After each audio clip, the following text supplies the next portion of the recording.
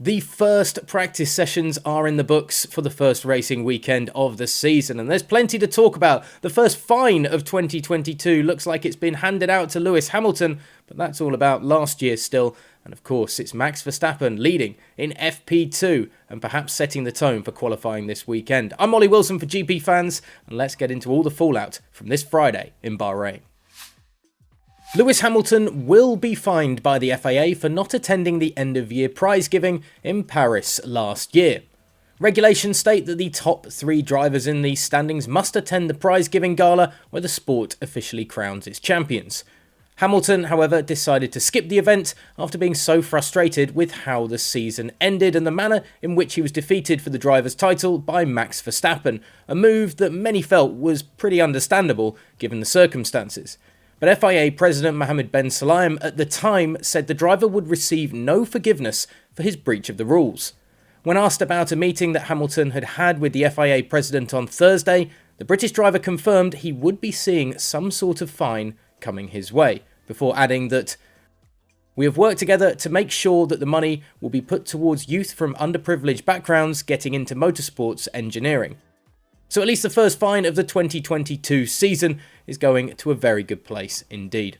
Elsewhere, we finally had action on track as the first race weekend of the 2022 season got underway with free practice 1 and 2. And it was Pierre Gasly that went fastest in FP1 with a 1 minute 34.193 lap, something which, although we aren't reading into the timing sheets too much still, AlphaTauri and the Frenchman's side of the garage were very pleased with.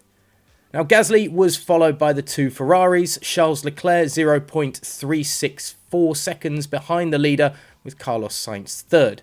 Leclerc had a little spin in the opening session, but there was more carnage for the Alpine driver Esteban Ocon, who brought out the first red flag of the year. His car shed its upgraded side pod bodywork, scattering debris across the track, although Alpine have said the incident is a one-off.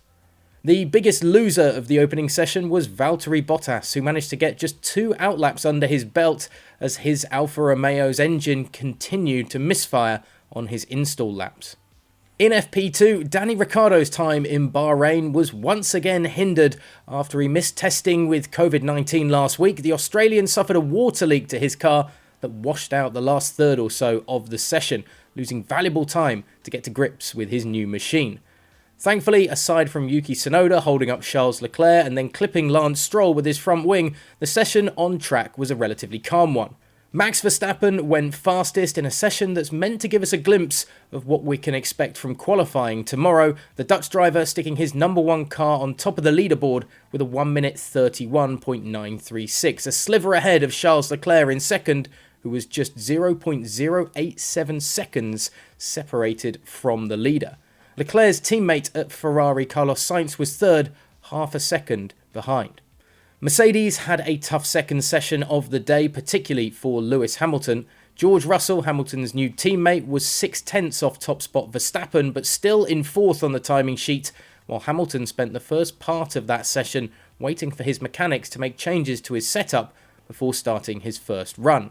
Whatever was changed didn't really take, as Hamilton bemoaned the bouncing of his car before later complaining about the front brakes pulling when running on the soft tyre. The 7-time world champion was down in 9th on the timing charts when the session came to an end. So what have we learnt, if anything, from the first 2 practice sessions of the 2022 season? Let us know in the comments section below. Are Mercedes really going to be this far off the pace of Red Bull and Ferrari? And are those two going to be the dominant forces in Bahrain across the weekend? Let us know as always, and follow us on gpfans.com and at GPFansGlobal on Twitter and Instagram.